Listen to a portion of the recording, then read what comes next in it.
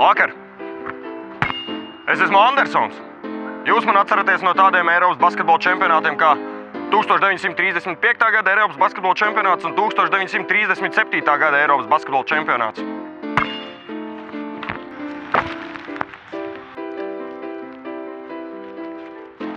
Polijā savu maizīti pelnīja daudz Latvijas basketbolisti.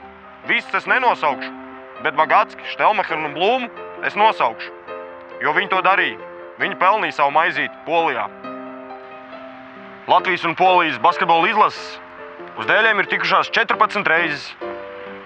Mēs esam uzvarējuši 6 no tām. Tikai sastodīts 6 reizes. Šī sausā statistika ir jāuzlabo. Un tāpēc, tautieši, negriezīsim poļiem ceļu. Ap Pocotovam! Visus dēļiem!